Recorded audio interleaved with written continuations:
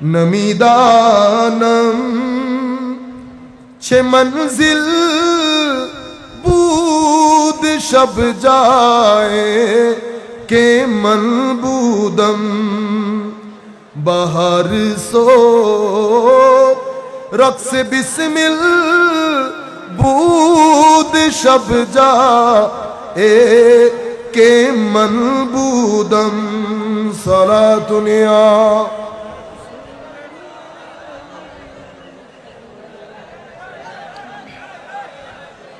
আমি আপনাদেরকে মূল মেসেজ যেটা দিতে চাচ্ছিলাম, পাহাড় একটা জড় পদার্থ, জড় পদার্থের মধ্যে আমার নবী কদম মারলেন এবং পদার্থকে বললেন পাহাড়কে স্থির হয়ে যাও।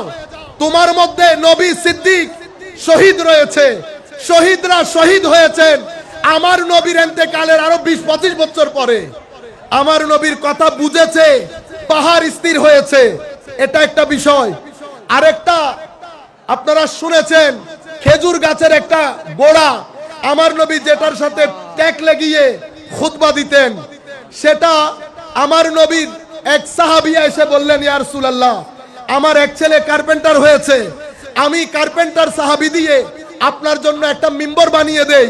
মিম্বর বানানো হলো, আমার নবী ওইটা মসজিদের কোনায় ফেললেন, ওখান থেকে কান্নার আওয়াজ আসলো।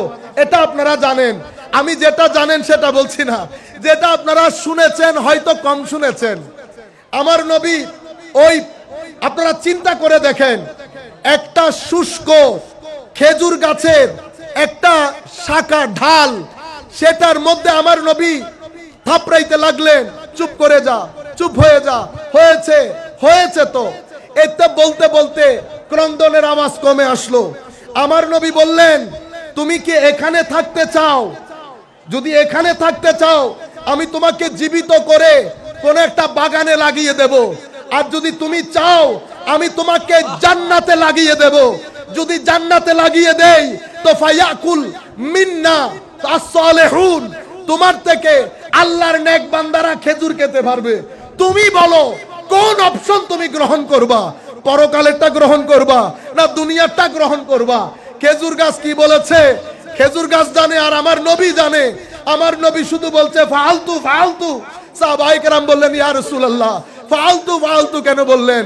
তো আমি তাকে দুইটা অপশন দিয়েছিলাম না, সে দুই অপশনের মধ্যে পরকালেরটা গ্রহণ করেছে বিদায় আমি তাকে কথা দিলাম তোমাকে আমি জান্নাতের মধ্যে লাগিয়ে দেব, তোমার ফ্রুট যাতে পুণ্যবান বান্দারা খেতে পারে সেই ব্যবস্থা আমি করে দেব। আমার মূল টার্গেট ছিল আপনাদেরকে বলার, আজকে অনেক হাদিস শরীফ ছিল, শুধু এতটুকুন বলার জন্য জড় পদার্থ, জীব পদার্থ, পাথর, গাছ, প্রত্যেক কিছু আমার নবীকে চিনতেন, নবীকে সালাম দিতেন, নবীর সাথে কথা বলতেন, নবী সালামের জবাব দিতেন। এই যে নবীর এহসাস, আমার নবীকে যে বাই নেচার একটা তাসাররুফের ক্ষমতা, একটা আমার নবীকে একটা পার্টিকুলার এখতিয়ার আল্লাহ দিয়েছেন, সেটা বোঝানোর জন্য জঙ্গে বদরের মধ্যে এক সাহাবীর তালোয়ার ভেঙে গেছে। উনি কি করেছেন জানেন? আল খাসায়েস আল কুবরা কিতাবের মধ্যে প্রথম যে বর্ধিত অংশ বলেছি সেটা ইমাম আহমদ ইবনে হাম্বল ওনার মুসনাদের মধ্যে বর্ণনা করেছেন। যেই নবীর পাওয়ার বাই নেচার, যেই নবীর এই এখতিয়ার তাসাররুফাত, যে একটা খাজুরের এই শিকড় এনে এটাকে ছুরি বানিয়ে দেয়। আমার নবী বাগান দিয়ে যাচ্ছেন, গাছ সালাম দেয়, পাথর সালাম দেয়। আখেরি হাদিস বলে শেষ করব। আনসারী সাহাবী এসেছেন, ইয়া রাসূলুল্লাহ আমাদের একটা উট আছে, উট আর কাজ করে না, উট কাজ না করার কারণে আমরা জমিনে পানি দিতে পারছি না, শাকসবজি প্রডিউস করতে পারছি না, ইয়া রাসূলুল্লাহ কিছু করেন। আমার নবী সাহাবায়ে কেরামকে নিয়ে আনসারী সাহাবীর বাগানে গেলেন। বাগানে যাওয়ার পরে উটের দিকে যাচ্ছেন, সাহাবায়ে কেরাম বললেন, ইয়া রাসূলুল্লাহ যায়েন না, এই উটটা কুকুরের মতো হয়ে গেছে, কেউ পাশে গেলে কামড় দেয়। জানেন আমার নবী কি বলেছেন? কোনা আমাকে কিছু করবে না, আমাকে কিছু করবে না। আমার নবী পাশে গেলেন, উট যখন আমার নবীকে দেখলো, উট যখন আমার নবীকে দেখলো, পিছনে আসছে, সামনে আসছে, খুশিতে নাচতে নাচতে আমার নবীর কুদরতির কদমে, নবুয়তের কদমের মধ্যে সিজদায় পতিত হয়েছে। আমার নবীর নবুয়তের কদমের মধ্যে সিজদায় পতিত হয়েছে। উটের মধ্যে এই জজবা, উটের মধ্যে এই মারেফত, উটের মধ্যে এই তাজিম, উটের মধ্যে এই আদব, উটের মধ্যেই ভক্তি, যেটা মানুষ হিসেবে আমরা হারিয়ে ফেলেছি। সাহাবায়ে কেরাম দেখে বললেন, ইয়া রাসূলুল্লাহ, উট করতে পারলে আমরা কেন পারবো না? আমার নবী বলছেন, না না, আমার উম্মতের মধ্যে সিজদা একজন আরেকজনকে সিজদা করতে পারবে না। জায়েজ হলে না স্ত্রীদেরকে বলতাম তাদের স্বামীকে সিজদা করার জন্য। আমি যেটা বলতে চেয়েছিলাম আমার ভাইয়েরা, উটের মধ্যে, পাহাড়ের মধ্যে, গাছের মধ্যে, একটা শুষ্ক কাঠের মধ্যে মারেফতে মুস্তাফা, সেই কারণে নবীকে নবী বলা হয়। নবীর অবকাম অর্থের দিক থেকে অনেক উচ্ছে। নবীর আর দুইটা অর্থ, একটাকে বলে খুরুজ, আরেকটা বলে আত-তারিক। নবীর মাধ্যমে রাস্তা পাওয়া যায়, আর নবীর মাধ্যমে অন্ধকার থেকে বের হয়ে আলোর পথে আসা যায়। সেই কারণে নবীকে নবী বলে। আর নবীর মাকাম ও মার্তবা বুঝার জন্য আপনাদেরকে দুই একটা হাদিস শেয়ার করেছি। দোয়া করি আল্লাহ যেন আমার নবীর চরিত্রে চরিত্রবান হওয়ার তৌফিক দান করেন। যুবকদেরকে বলবো, আপনারা দয়া করে পরিবর্তন হন।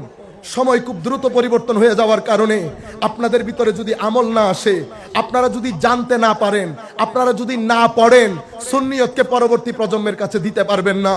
প্রচুর পড়তে হবে, নামাজ পড়তে হবে, তিলাওয়াতে কোরআন করতে হবে। বাইরের লোকজন পরে আসবে। আপনার এলাকার লোকজন যদি আপনাকে ভালো না জানে, আপনার এলাকার মধ্যে আপনি দাওয়াতের কাজ করতে পারবেন না। এখানে আমি একটা ক্লাস ঘরে এসেছি, একটা ক্লাস নেওয়ার জন্য। যারা আমরা স্টেজে বসেছি, যারা আমরা নিচে বসেছি, পরিপূর্ণ ডিসিপ্লিন যেটাকে বলে, যেন মদিনাওয়ালা নবী খুশি হয়ে যান। যেন আমার আল্লাহ ফেরেশতাদেরকে বলেন, এই ফেরেশতারা তোমরা না নিষেধ করেছিলা না বানাতে? এতগুলো আমার বান্দা বসেছে, পিন পতন নীরবতা, কারো কোনো আওয়াজ নাই। এই বিষয় যেন আল্লাহ আমাদের ব্যাপারে ফেরেশতাদের মজলিসে জিকির করেন, সেই ব্যবস্থা আমরা করে দেব। কেউ যদি হাজতের জন্য উঠি, আরেক ভাইকে যেন ডিস্টার্ব না করে উঠি।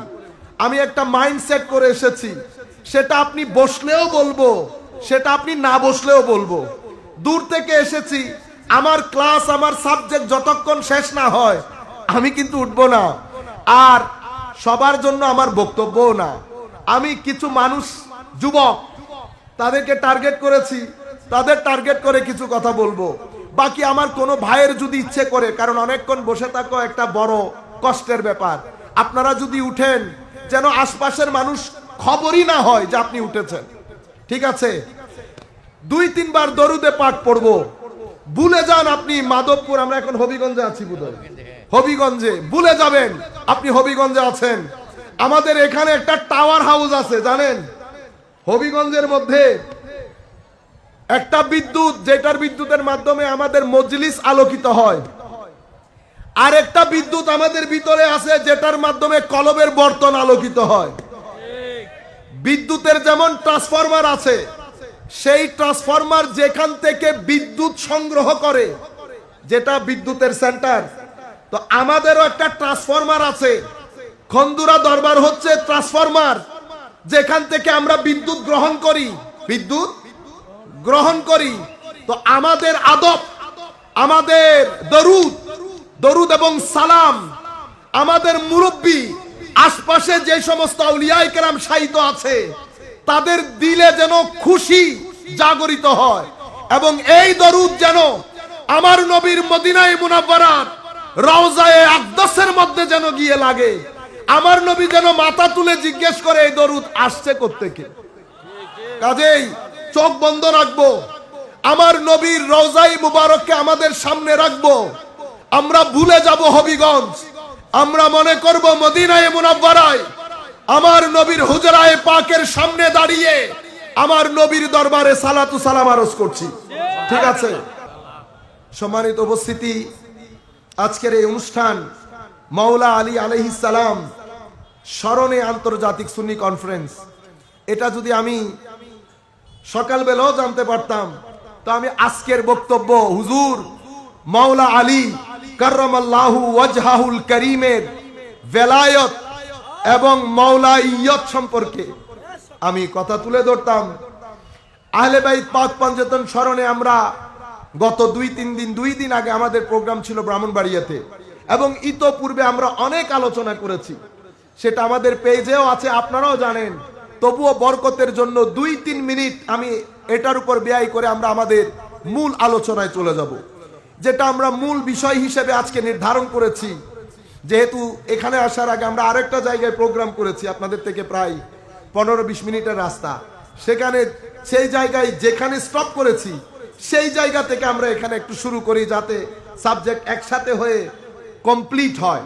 আমরা যেই বিষয়ে বক্তব্য রাখার চিন্তা করেছি সেটা হচ্ছে, আপনারা জানেন আমাদের নবী তো নবীর নুবুওয়াত, নবী অর্থ কি, সেই অর্থের আলোকে হুজুরে করিম সাল্লাল্লাহু আলাইহি ওয়াসাল্লামের মাকাম ও মর্তবা এবং আমাদের জন্য শিক্ষা, এই হচ্ছে আমার আজকের টোটাল টপিক। কিন্তু আমি যেহেতু পাক পঞ্জাতনকে ঘিরে একটু কথা না বললে বরকত থেকে মেহরুম থেকে যাব। কোরআনে পাকের মধ্যে 3টা জায়গা, একটা আপনারা জানেন হুজুরে করিম সাল্লাল্লাহু আলাইহি ওয়াসাল্লামকে আল্লাহ রাব্বুল আলামিন বলছেন, হাবিব আপনি বলে দেন, কুল লা আসআলুকুম আলাইহি আজরা ইল্লাল মাওয়াদ্দাতা ফিল কুরবা। এই একটা আয়াত, যে আয়াতের মাধ্যমে আহলে বাইত রাসূলের প্রতি মহব্বতকে আমাদের উপর ফরজ করে দেওয়া হয়েছে। এবং এই আয়াত যখন অবতীর্ণ হয়েছে, অসংখ্য মুফাসসিরিনে কেরাম, মুহাদ্দিসিনে কেরাম থেকে হাদিস নকল করেছেন। মনে রাখবেন, আমরা যখন আহলে বাইত বলবো তো আহলে বাইতের মধ্যে অনেক মানুষ অন্তর্ভুক্ত, সেখানে পুরুষও আছেন, মহিলাও আছেন। আমার নবীর আজওয়াজে মুতাহারা, মানে আমাদের যারা আম্মা জান, ওনারও আহলে বাইত, ওনারও আহলে বাইত। আমার নবী সাল্লাল্লাহু আলাইহি ওয়াসাল্লামের চাচা, চাচাতো ভাই, জ্যাঠা, জ্যাঠাতো ভাই যারা আছেন আহলে বাইত, সবাই আমাদের মাথার উপর। কিন্তু আমার নবী সাল্লাল্লাহু আলাইহি ওয়াসাল্লাম 4 জনকে অনেক বেশি গুরুত্ব দিয়েছেন, এবং 4 জনের যেই প্রেজেন্টেশন ছিল আমার নবীর টোটাল জিন্দেগিতে, এটা অনেক নিরালা। স্বাভাবিকভাবে এই ধরনের ঘটনা কখনো ঘটে নাই। আমার নবী এটা করে একটা মেসেজ দিয়েছেন উম্মতকে। যেমন ইমামে হুসাইন খেলছেন বন্ধুদেরকে নিয়ে, বাচ্চাদেরকে নিয়ে, আমার নবী সাল্লাল্লাহু আলাইহি ওয়াসাল্লাম সাহাবায়ে কেরামকে নিয়ে বের হলেন। এই বড় মজলিসের মধ্যে, বাইরে তো আমার নবী বাচ্চাদের মধ্যে ইমামে হুসাইনের সাথে খেলা শুরু করলেন। আমার নবী ডান দিক দিলে ইমাম হুসাইন বামে আসেন, আমার নবী বামে গিয়ে ধরতে চাইলে ইমাম হুসাইন ডানে আসেন। এরপর ইমাম হুসাইনকে জড়িয়ে ধরলেন, কাঁধে বসালেন। আমার নবী সাল্লাল্লাহু আলাইহি ওয়াসাল্লাম ইমাম হুসাইনের জিহ্বা মুবারককে চুষলেন। এই ঘটনাগুলা কিন্তু আমার নবীর জিন্দেগিতে অন্য কোনো ক্ষেত্রে ঘটে নাই, ইমামে হাসান এবং হুসাইনের ক্ষেত্রে ঘটেছে। এটা একটা সিনারি মাথায় রাখেন। আমার নবী ইমামুল মুরসালিন। আমরা যদি বাচ্চাদের মহব্বত করি বাইরে, আমরা 10 বার চিন্তা করি, উনি দেখলে কি মনে করবেন, উনি দেখলে কি মনে করবেন, আমার একটা পার্সোনালিটি আছে, আমার পার্সোনালিটির সাথে যাচ্ছে কিনা। ইমামুল মুরসালিন তো, কিন্তু আমার নবী এই কাজ করেছেন, একটা মেসেজ তো দিয়েছেন উম্মতকে। এরপরে আমার নবী ইমামে হাসানকে কাঁধে তুলেছেন। মক্কা আপনারা এই অত্র অঞ্চলের মধ্যে নানা নাই কেউ, কোন নানাকে দেখেছেন তার নাতিকে কাঁধে করে গ্রামের মধ্যে ঘুরতে দেখেছেন আপনারা? আমরা আমাদের এলাকায় কখনো দেখি নাই। আপনারা খন্দুরাবাসী, যেহেতু লাইট হাউসের মধ্যে আছেন, আপনাদের মধ্যে থাকলেও থাকতে পারে, আমরা আমাদের জিন্দেগিতে দেখি নাই নানা নাতিকে কাঁধে করে ঘুরানো। তো নানা আবার তেমন নানা না, ইমামুল মুরসালিন। তো কিছু মেসেজ তো আমার নবী দিতে চেয়েছেন উম্মতকে। আরো কি বলে সাহাবী যখন বলছেন যে ইমাম হাসানকে কেন্দ্র করে বলছেন, হে বৎস, ও শিশু, মুবারক শিশু, মুবারক হোক, তুমি জানো না তুমি কার কাঁধে উঠেছো। আমার নবী ওই সাহাবীকে বললেন, তুমি শুধু আমাকে দেখলা, কাঁধে যাকে তুলেছি তাকেও একবার দেখে নাও, তাকেও একবার দেখে নাও। আমার নবী কিছু ইঙ্গিত তো দিচ্ছেন, কিছু ইঙ্গিত দিচ্ছেন। তাহলে আমি বুঝাতে চাচ্ছিলাম 4 জনের ব্যাপারে আমার নবী অতি মাত্রায় কি করেছেন, জোর দিয়েছেন। এখানেও যখন কুরবা শব্দটির মাধ্যমে বোঝানো হয়েছে আমার নবীর আত্মীয় আহলে বাইত, কিন্তু এখানে নবী করিম সাল্লাল্লাহু আলাইহি ওয়াসাল্লামকে যখন জিজ্ঞেস করা হয়েছে, ইয়া রাসূলুল্লাহ, কাদের মুহাব্বত আমাদের উপর ফরজ করা হচ্ছে, আমার নবী এখানে 4 জনের নাম নিয়েছেন। হযরত আলী, মাওলা আলী, হযরত ফাতেমাতুজ জাহরা রাদিয়াল্লাহু আনহা, ইমামে হাসান এবং ইমাম হুসাইন আলাইহিম আসসালাম রাদিয়াল্লাহু তাআলা আনহুম আজমাইন। এই 4 জনের নাম নিয়েছেন এই এক আয়াত। এর পরবর্তীতে কোরআনের আরেকটা আয়াত, ইন্নামা ইউরিদুল্লাহু লিইয়ুযহিবা আনকুম আর-রিজস আহলাল বাইত ওয়া ইউতাহিরাকুম তাতহীরা। উলামায়ে কেরাম আছে হিসেবে আমি একটু ব্যাখ্যা করি। এই আয়াতের শুরু হয়েছে আলে বাইতে রাসূল বলতে আজওয়াজে মুতাহারা। আয়াতের শুরু, আয়াতের শেষ, পুরো আয়াতের কনটেক্সট হচ্ছে আমার নবীর স্ত্রীগণ, আমাদের মারা। কারা? আমাদের আম্মারা, আজওয়াজে মুতাহারা। আয়াত শুরু হচ্ছে কোত্থেকে? ইয়া আইয়ুহান নবী কুল লি আজওয়াজিক ইন কুনতুন্না তুরিদনা, মহিলাদের জন্য। তাইলে আয়াত শুরু হয়েছে আমার নবীর স্ত্রীদের জন্য। এরপরে কি বলা হচ্ছে? ইয়া নিসা আন নবী, দ্বিতীয় আয়াতে ইয়া নিসা আন নবী মাইয়াতি মিনকুন্না বিফাহিশাতিন মুবায়্যানা। আবারও ইয়া নিসা আন নবী মিনকুন্না তুন্না, এগুলা মহিলাদের জন্য। এরপরের আয়াত ওয়ামান ইয়াকনুত মিনকুন্না, আবার দেখছেন কুন্না। মনে রাখবেন, কুম পুরুষের জন্য, কুন্না মহিলাদের জন্য। কুম পুরুষ, কুন্না মহিলা। আয়াতের মধ্যে আপনি দেখছেন কুন্না আর তুন্না। এরপরে বলছে ওয়ামান ইয়াকনুত মিনকুন্না। এরপরের আয়াতে আবার বলছে আল্লাহ ইয়া নিসা আন নবী লাস্তুন্না কাআহাদিম মিনান নিসা, হে আমার নবীর স্ত্রীগণ, তোমরা পৃথিবীর অন্য কোন মহিলাদের মতো নও। আমার নবীর স্ত্রীরা পৃথিবীর অন্য মহিলাদের মতো নয়। আমার নবী আমাদের মতো হবে? আর একটু জোরে বলেন, আমার নবী আমাদের মতো হবে? নবীর স্ত্রীগণ অন্য মহিলাদের মতো না, নবী কি আমাদের মতো হবে? তো এটা কাদের ব্যাপারে বলা হচ্ছে? ইয়া নিসা আন নবী, মহিলাদের, আমার নবীর স্ত্রীগণের। এরপরের আয়াত দেখেন, যে আয়াতের মাঝখানে পেট বরাবর ইন্নামা ইউরিদুল্লাহু, এই আয়াত এসেছে। কি? আল্লাহ রাব্বুল আলামিন ইরশাদ করছেন ওয়াকারনা ফি বুয়ুতিকুন্না ওয়ালা তাবাররাজনা তাবাররুজাল জাহিলিয়াতিল উলা ওয়া আকিমনাস সালাহ ওয়া আতিনাজ যাকাহ ওয়া আতিনাজ যাকাহ ওয়া আতিনা আল্লাহ ওয়া রাসূলা। এতটুকুন পর্যন্ত কুন্না তুন্না বলে 22 জায়গার মধ্যে আমার আল্লাহ আমার নবীর স্ত্রীগণকে অ্যাড্রেস করেছেন। পুরা আয়াতের কনটেক্সট সাজিয়েছেন আমার নবীর স্ত্রীদের জন্য, আমাদের মাদের জন্য। কিন্তু আয়াতের মাঝ বরাবর এসে কুন্না হয়ে গেল কুম। কুন্না কি হয়ে গেছে? কুম। আজীব বিষয়, এতক্ষণ বলে বলে আসছে কুন্না কুন্না কুন্না, ঠিক পেট বরাবর এসে আমার আল্লাহ বলছেন ইন্নামা ইউরিদুল্লাহু লিইয়ুযহিবা আনকুম। বলার দরকার ছিল আন কুন্না, কারণ পুরো আয়াতের মধ্যে তো কুন্না, আমার নবীর আজওয়াজে মুতাহারা। এখানে কুম হয়েছে, আয়াতের প্যাটার্ন পরিবর্তন করে পুল্লিঙ্গ ব্যবহার করা হয়েছে আমাদেরকে এই মেসেজ দেওয়ার জন্য যে যাদেরকে পবিত্র করা হচ্ছে তারা শুধু মহিলা না, তাদের মধ্যে পুরুষও আছে, তাদের মধ্যে পুরুষও আছে। কুম বললে কুন্না এসে যায়, পুল্লিঙ্গ ব্যবহার করলে স্ত্রীলিঙ্গ এসে যায়, কিন্তু স্ত্রীলিঙ্গ ব্যবহার করলে পুল্লিঙ্গ আসে না। সেই কারণে কুম ব্যবহার করে আল্লাহ এই মেসেজ দিয়েছেন যে এখানে নবীর স্ত্রীগণের সাথে অনেক পুরুষ মানুষও আহলে বাইত রাসূল, যাদেরকে আল্লাহ পবিত্রতা, যাদের পবিত্রতার ঘোষণা করেছেন। বলুন সুবহানাল্লাহ। এখন এই আয়াত যখন অবতীর্ণ হয়েছে, আমরা তিরমিজি শরীফের আয়াতের মাধ্যমে জানতে পারি আমার নবী ওই চারজন, আবার ফাতেমা রাদিয়াল্লাহু আনহা, হযরত আলী, হাসান এবং হুসাইন আলাইহিমাস সালাম, চারজনকে একত্র করে চাদরের ভিতরে ঢুকিয়ে বলছে আল্লাহুম্মা হাউলাই আহলু বাইতি, মাওলা এরাই আমার আহলে বাইত। আপনারা কেন পাক পঞ্জতন বলা হয় বুঝতে পেরেছেন এখন? এই চারজনকে ঘিরে তার 2 নম্বর আয়াত। আরেকটা আয়াতে মুবাহালা আছে। খ্রিস্টানরা যখন আমার নবীর দরবারে ডিবেট করতে এসেছিলেন, তো আমার নবী বলেছে আমার দাওয়াত যদি মিথ্যা হয়, আসো আমরা কোনো মাঠে একত্রিত হয়, তোমরা তোমাদের ছেলেদেরকে নিয়ে আসো, আমরা আমাদের ছেলেদেরকে নিয়ে যাব, তোমরা তোমাদের মহিলাদের নিয়ে আসো, আমরা আমাদের মহিলাদেরকে নিয়ে যাব, তোমরা তোমাদেরকে নিয়ে উপস্থিত হও, আমরা আমাদেরকে নিয়ে উপস্থিত হব।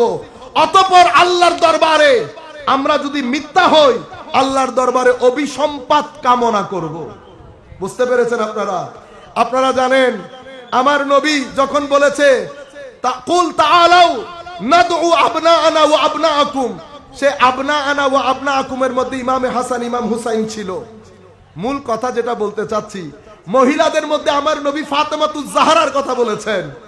আনফুসানা, এটা বড় আমাদের জন্য অনেক বড় মেসেজ। আসো আমরা নিজেদেরকে নিয়ে আসি। তো নিজেদের মধ্যে, নিজে বলেছেন নিজেরা, নিজেদেরকে নিয়ে আসি। এই নিজেদের মধ্যে আমার নবী ছিলেন, আর আমার নবীর পক্ষ থেকে হযরত আলীকে নিয়ে গেছেন। তাইলে আনফুসানার মধ্যে আমার নবী কাকে স্থান দিয়েছেন? হযরতে আলী কাররামাল্লাহু ওয়াজহাহুল কারীম।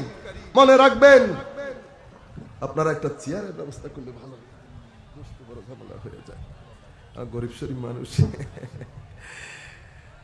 আমি আপনাদেরকে বলতে যেটা চাচ্ছিলাম যে হযরতে আলী কাররামাল্লাহু ওয়াজহাহুল কারীম, এর পরবর্তীতে দেখেন আমরা, আপনি যদি কাউকে জিজ্ঞেস করেন হুজুর আমি কিভাবে মুসলমান হব, মুসলমান হওয়ার জন্য আপনি ইমানের 7 স্তম্ভে বিশ্বাস করতে হয়।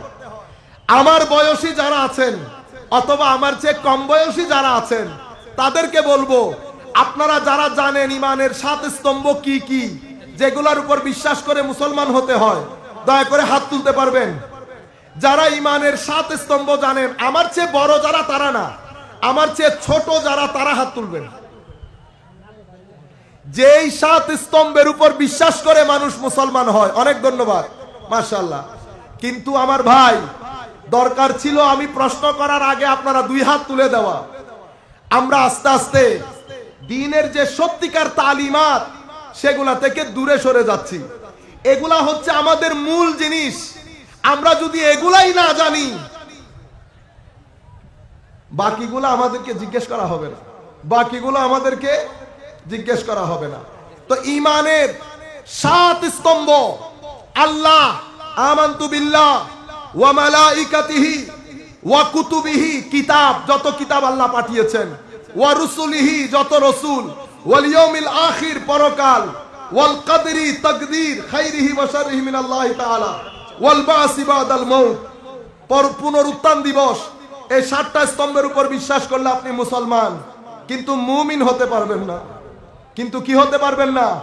মুসলমান হওয়া এক জিনিস, মুমিন হওয়া আরেক জিনিস। মনে রাখবেন, মুমিন হওয়ার জন্য বিশ্বাসের পরে প্রথম যেই জিনিস জরুরি সেটা হচ্ছে আমার নবীর প্রতি আনকন্ডিশনাল মহব্বত। যেই ব্যক্তির অন্তরে আমার নবীর মহব্বত আসবে না, সেই ব্যক্তির ঈমান তাকে মুমিন করবে না, মুসলমান করবে। মুমিন হতে পারবেন না। কেন? আমার নবী বলছেন লা ইউমিনু আহাদুকুম, তোমাদের মধ্যে কেউ মুমিন হবে না আমাকে সবচেয়ে বেশি মহব্বত করা ছাড়া। আমার নবীর প্রতি মহব্বত করলেন, কিন্তু আলে বাইত রাসূলের ব্যাপারে ভিতরে ভিতরে কেমন কেমন রাখলেন। মনে রাখবেন, নবীর মহব্বত, আলে বাইত রাসূলের মহব্বত, সাহাবায়ে কেরামের প্রতি আদব, আউলিয়ায়ে কেরামের নিসবত, এই 4টা জিনিস জরুরি। প্রথম 3টা জিনিস যেটা আপনাকে মুমিন বানাবে, চতুর্থ জিনিস যেটা আউলিয়ায়ে কেরামের নিসবত। আপনি 3টা জিনিস ঠিক রাখলেন, উলামায়ে রব্বানি, আউলিয়ায়ে কেরামের বিরোধিতা করলেন। আমার আল্লাহ হাদিসে কুদসির মধ্যে বলছেন, মান আদালি ওয়ালিয়ান ফাকাদ আযানতুহু বিল হারব, তুমি যদি আমার ওলির সাথে শত্রুতা পোষণ করো, আমি তোমার বিরুদ্ধে যুদ্ধের ঘোষণা দিচ্ছি। আমার ভাইয়েরা, আল্লাহর সাথে যুদ্ধ করে পারবেন এমন কেউ আছেন এখানে? না। ওলিদের সাথে বিয়াদবি করলে ঈমান যায় না, তবে ঈমান অনিরাপদ হয়ে যায়, ঈমান অনিরাপদ হয়ে যায়। তাহলে আপনারা কয়টা জিনিস পেলেন?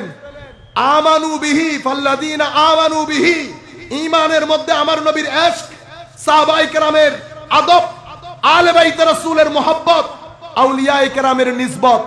এই 4টা জিনিস মিলে আপনার ভিতরকে নূর দান করবে, আপনাকে মুমিন বানাবে। আমার ভাইয়েরা, এই কথাগুলো আমি এমনিতে বারকাতান বলেছি।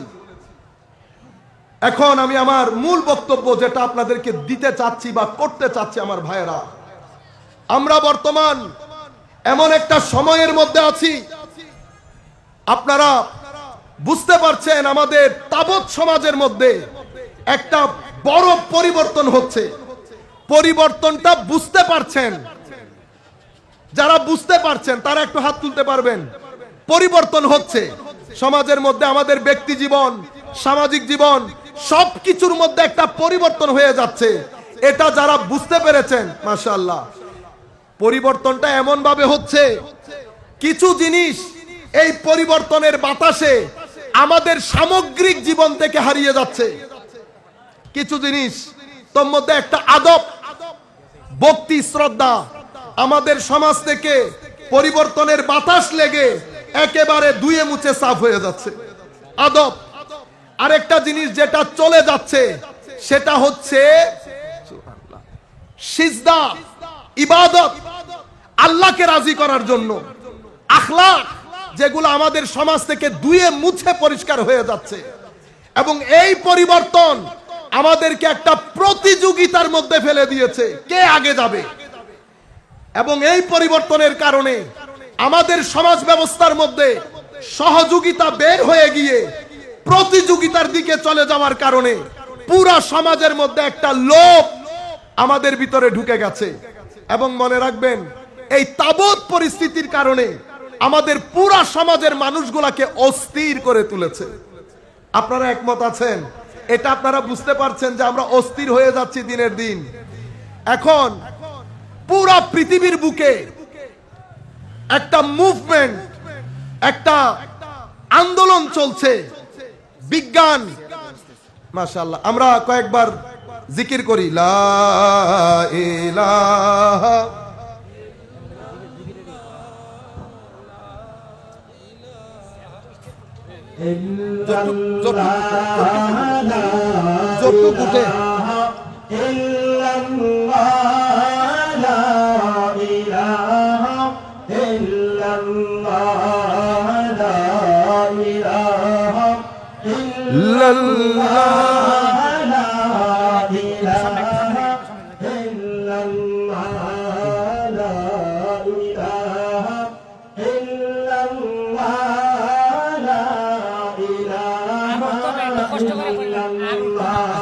ঠিক আছে। লা ইলাহা ইল্লাল্লাহ, লা ইলাহা ইল্লাল্লাহ, লা ইলাহা ইল্লাল্লাহু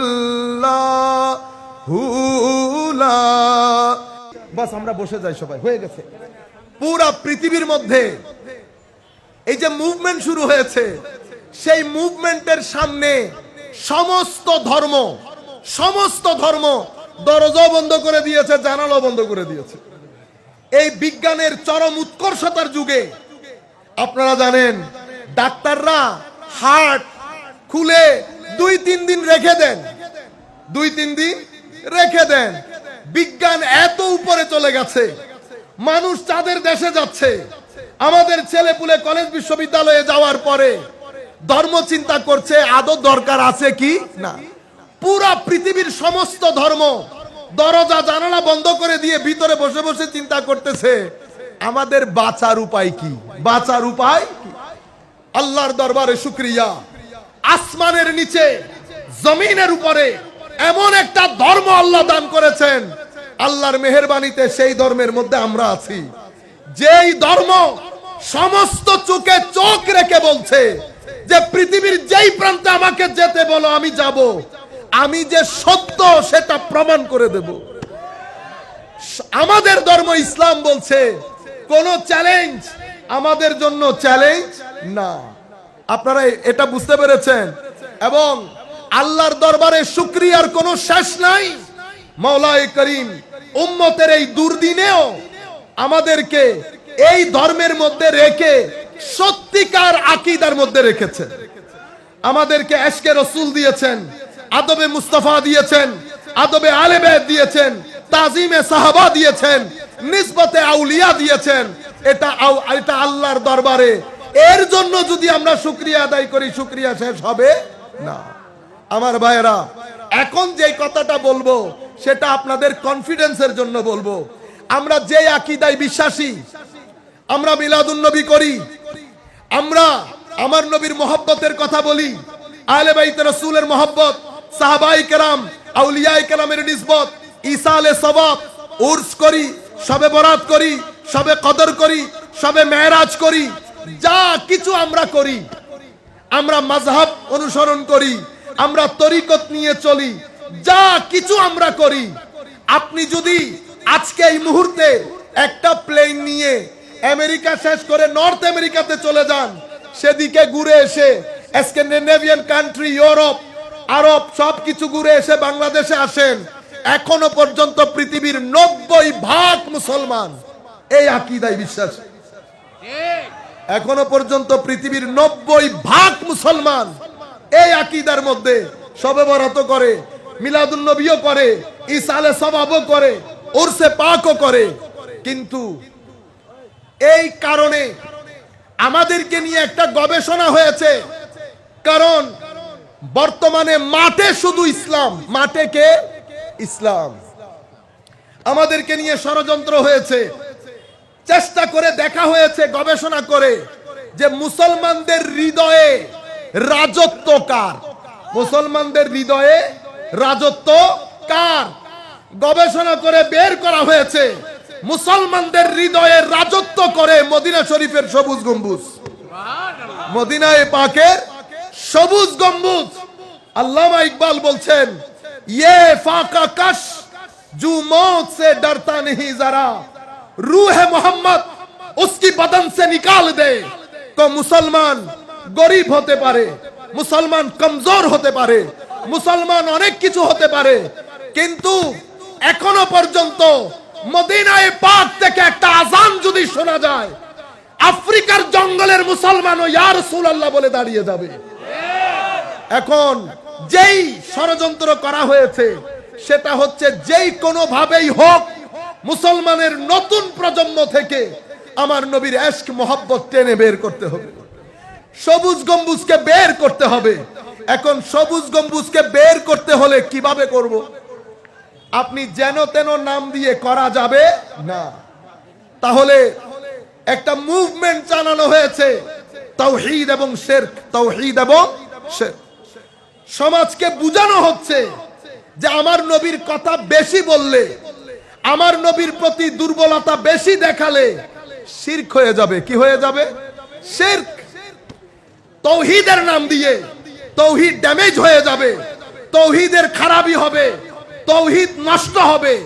এই কথা বলে নবী পাকের শানে তানকিস করা হয়েছে, আমার নবীর মাকামে মুস্তাফাকে আন্ডারএস্টিমেট করা হয়েছে। যুব সমাজের কাছে এমন ভাবে তুলে ধরা হয় আমাদের মতো, কিসের মতো? আমাদের মতো মানুষ এভাবে অনেক কথা বলে আমার নবী সাল্লাল্লাহু, যেমন লাখ মাজমার মধ্যে যদি আপনি বলেন খাদিজাতুল কুবরা রাদিয়াল্লাহু তাআলা আনহা সম্পর্কে যে কথাগুলা বলেছে, আমরা এগুলা রিপিটও করতে চাই না, গায়রতে ঈমানের মধ্যে লাগে। যখন আপনি লাখ মাজমার মধ্যে দাঁড়িয়ে বলবেন উনি এ বি সি ডি জানতেন না, আপনি কথাগুলা বলে যাচ্ছেন। আমি তো পূর্বে আপনাদেরকে বলেছি, সময়ের পরিবর্তন, সামাজিক, রাজনৈতিক, পারিবারিক এই পরিবর্তন আমাদেরকে একটা অস্থিরতার মধ্যে দিয়ে দিয়েছে। আমরা সহযোগিতার হাত ছেড়ে প্রতিযোগিতার মধ্যে লিপ্ত হয়েছি। আমরা অতিরিক্ত জনবাদী হওয়ার কারণে আমাদের থেকে আদব হারিয়ে যাচ্ছে। আমরা আমাদের প্রজন্ম মা বাবাকে যেভাবে সম্মান করতাম, সেই সম্মান এখন নতুন প্রজন্ম তাদের মা বাবাকে করতে পারছে না।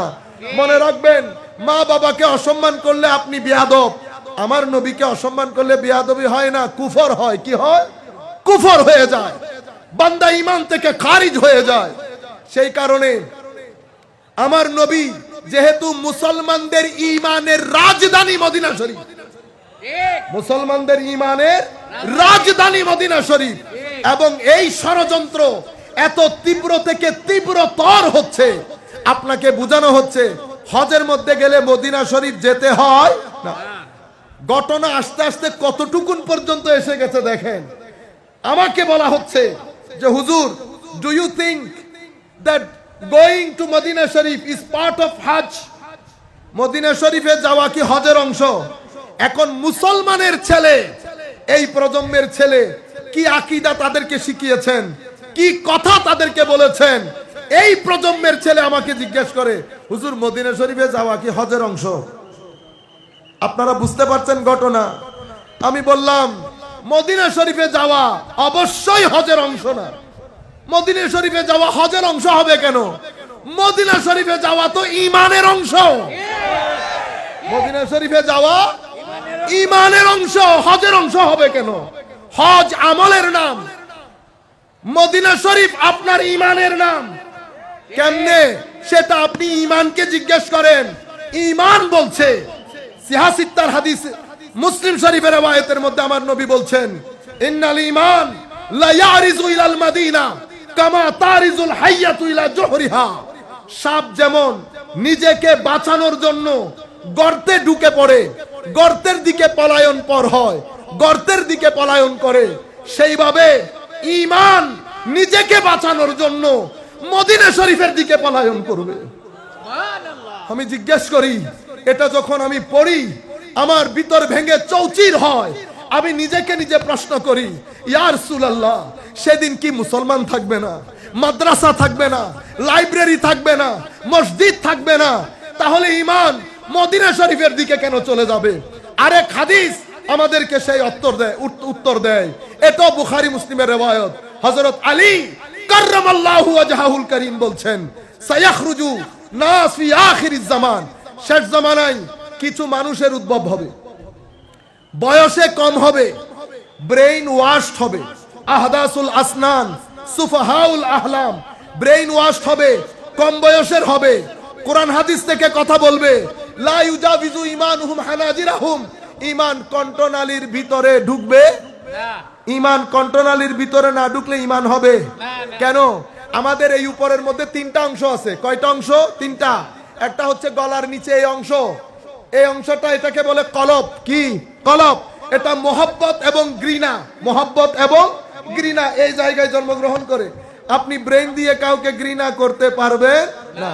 ঘৃণা এখান থেকে, মোহাব্বত এখান থেকে, ভদ্রতা এখান থেকে, অহংকার এখান থেকে, সহনশীলতা এখান থেকে, অধৈর্য এখান থেকে।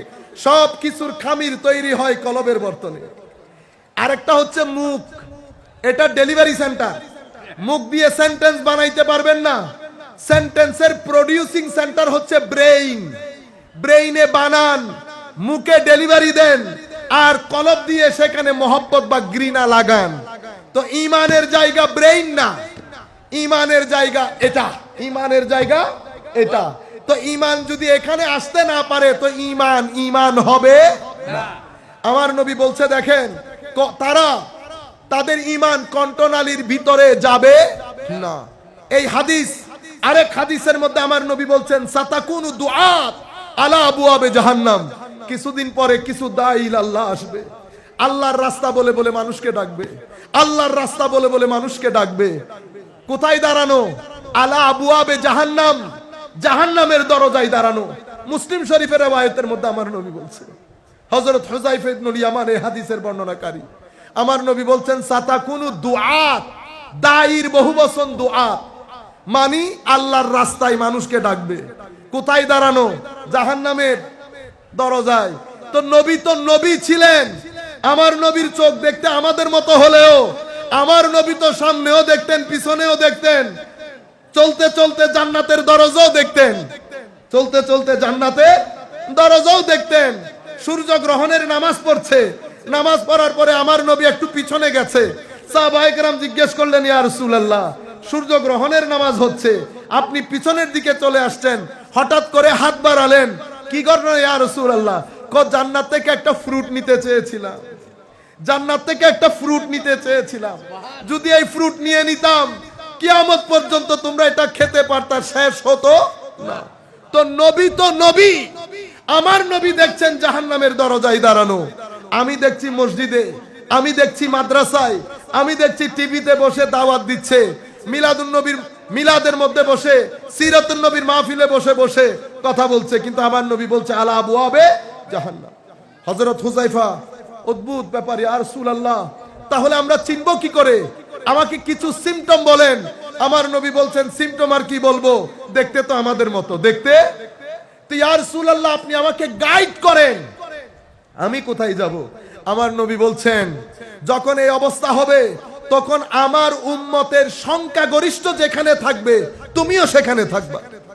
তো বলছেন ইয়া রাসূলুল্লাহ যদি বুঝতে না পারি সংখ্যাগরিষ্ঠ কারা, আমার নবী বলছেন ফাতাজিল তিলকাল ফারাক কুল্লাহা, তখন সমস্ত মানুষ থেকে আলাদা হয়ে যাও, ঘরের মধ্যে থাকো, আল্লাহ আল্লাহ করে গাছের শিকড়কেও যদি জীবন ধারণ করতে হয় করে পৃথিবী থেকে চলে যাও, পৃথিবী থেকে চলে যাও, তবুও ঈমানকে ফিতনার শিকার হতে দিও না।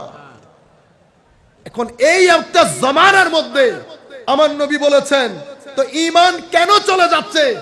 আমার ভাইয়েরা, মসজিদ থাকবে, মাদ্রাসা থাকবে, কুতুবখানাও থাকবে, কিন্তু তাওহীদের নাম দিয়ে দিয়ে রিসালাতের উপর এত জুলুম করা হবে, ঈমান আর আপনার এখানে থাকবে না। ঈমান যেখান থেকে এসেছে মদিনা, ঈমানের রাজধানী মদিনা শরীফে চলে যাবে। আপনারা বুঝতে পেরেছেন? ঈমানকে এখন জিজ্ঞেস করেন, ও ঈমান মক্কা শরীফে গেলেন না কেন, মদিনা শরীফে কেন গেলেন? এই জবাব তো আমরা দিতে পারবো না। আমার নবী গায়েবের সংবাদদাতা, আমার নবী এসে বলেছেন ঈমান মদিনা শরীফে চলে যাবে, আমরাও বলছি ঈমান মদিনা শরীফে চলে যাবে। তবে এতটুকুন তো বুঝছি যে আমার নবীর নাম হচ্ছে ঈমান, আমার নবী ঈমান, আমার নবীর সাথে ইয়েস বললে ঈমান, নো বললে ঈমান থেকে খারিজ। আপনারা বুঝতে পেরেছেন? এই বড় ষড়যন্ত্র করে যুব সমাজের মধ্যে ফিতনার সৃষ্টি করা হয়েছে। এখন নতুন নতুন বিষয় আমাদের সমাজের মধ্যে ছড়িয়ে দেওয়া হয়েছে। আমার ভাইয়েরা, অনেক মানুষ আমাকে শুনছেন, আপনারা আমাকে চেনেন, কাউকে ছোট করা, খাটো করা, সমালোচনা করা, এগুলার মন মেজাজ আল্লাহ আমাদেরকে দান করে নাই। আমি শুধু যে জিনিসটা বুঝেছি সেটা আপনার সম্মুখে তুলে ধরছি। আপনি আমার সাথে একমত হবেন এই আশা আমি করি না, আপনি দ্বিমত করেন কোনো অসুবিধা নাই, কিন্তু আমি কথা যেগুলা বলছি আপনি ঘরের মধ্যে গিয়ে একবার চিন্তা করবেন। চিন্তা করে যদি মনে হয় এগুলা কিনার মতো জিনিস কিনবেন, না কিনলে আমার জিনিস আমাকে দিয়ে দিলেন, আমি এখানে বিক্রি করতে না পারলে আরেক বাজারে বিক্রি করব। আপনার যেমন ক্রেতার অভাব নাই আমারও বিক্রেতার, আপনার যেমন বিক্রেতার অভাব নাই আমারও ক্রেতার অভাব নাই, আমি আরেক বাজারে বিক্রি করব। আপনারা বুঝতে পেরেছেন? মনে রাখবেন, আমিন জোরে বলা, হাত তোলা, উঠানামা করা, এটা উম্মতে মুসলিমা গত 1400 বছর ধরে প্র্যাকটিস করে আসছে।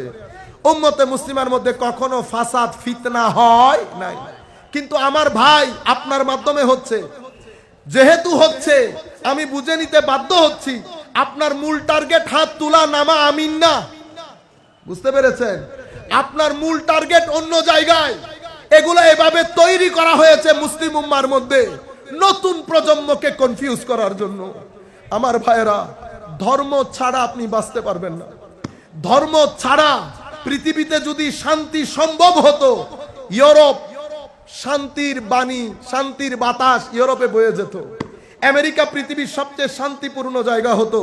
এত টাকা পয়সা যাদের হাতে থাকে তারা পৃথিবীর সবচেয়ে বেশি আত্মহত্যা করে, তারা পৃথিবীর মধ্যে সবচেয়ে বেশি নিরাশ, হতাশায় আক্রান্ত, ফ্রাস্ট্রেটেড, ডিপ্রেসড। মনে রাখবেন, আপনি ধর্ম ছাড়া বাঁচতে পারবেন না।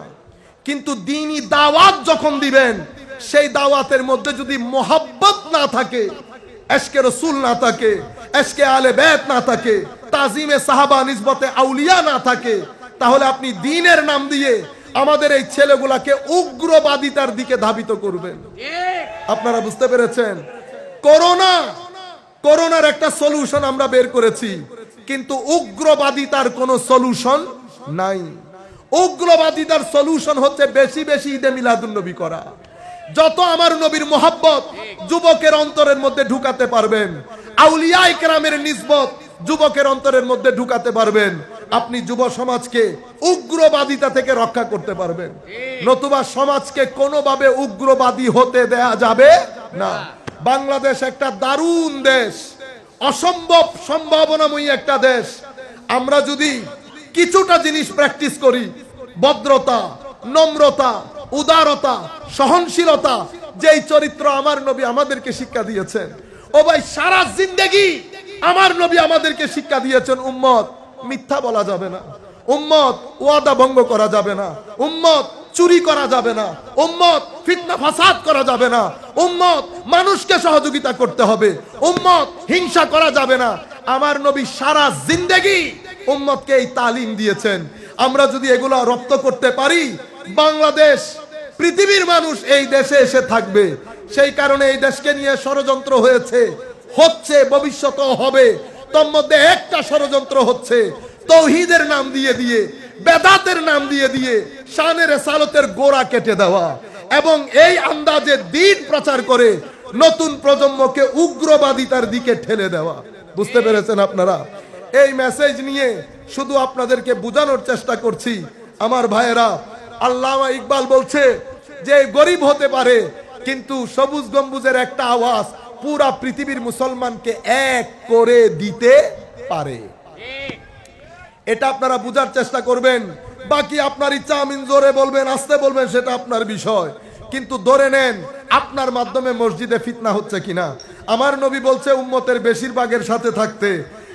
আপনাকে বলি, এখনো উম্মতের 99% মানুষ মাযহাব অনুসরণ করে।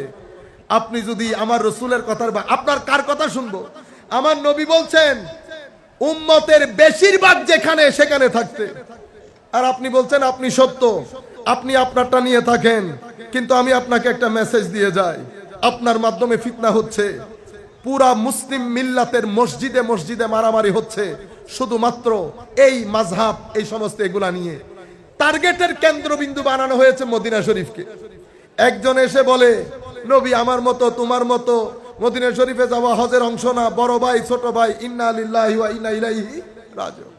আরেক দল এসে বলে নবী আখেরি নবী না। আরেক দল এসে বলে নবীর সুন্নতের কোনো লিগ্যাল ভ্যালিডিটি নাই। সব ষড়যন্ত্রের মূল মদিনায়ে মুনাওয়ারা, সব ষড়যন্ত্রের মূল মদিনায়ে মুনাওয়ারা। এখন আসেন, আমরা দেখি সব সময় আমরা বেদাত, তৌহিদ, এই তৌহিদের ডিস্টার্ব হয়ে যাচ্ছে এই কথা বলে বলে নতুন প্রজন্মকে রং মেসেজ দেই।